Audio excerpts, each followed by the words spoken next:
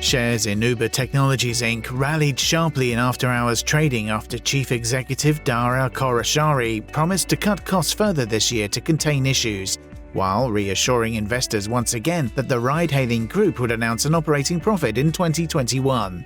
Losses of the company grew significantly during the first quarter to $2.94 billion, as it wrote down several loss-making investments, while the 52% revenue increase in its Uber Eats business became the highlight of the report, although there were no details about whether that segment generates profit.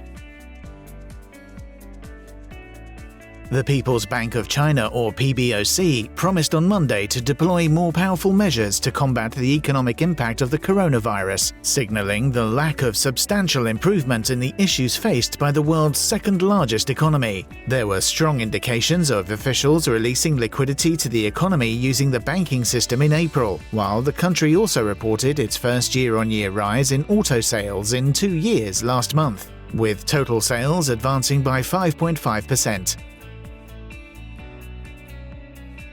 US core consumer prices for the month of April took their biggest dive since the Great Recession, as the economy declined from limits employed to contain the Covid-19 pandemic. The Bureau of Labor Statistics, or BLS, reported on Tuesday that the Consumer Price Index, or CPI, dropped for the second month in a row by 0.8% in April, its largest fall since December 2008, while gasoline prices slipped 20.6% to mark its biggest slump since November 2008. US crude stockpiles surprisingly declined by 745,000 barrels for the week ended May 8th, according to the Energy Information Administration, or EIA, on Wednesday, beating forecasts for an increase of about 4.15 million barrels. Gasoline inventories were also down by 3.5 million barrels, versus expectations for a fall of 2.2 million, while distillate stockpiles added 3.5 million barrels, versus forecasts for a build of around 2.9 million barrels.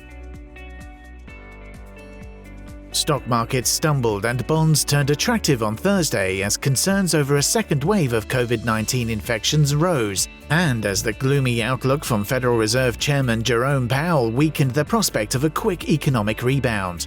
FTSE futures and Euro Stoxx 50 futures lost around 0.5%, while the S&P 500 futures stood flat, and the MSCI's broadest index of Asia-Pacific shares outside Japan were down 1%.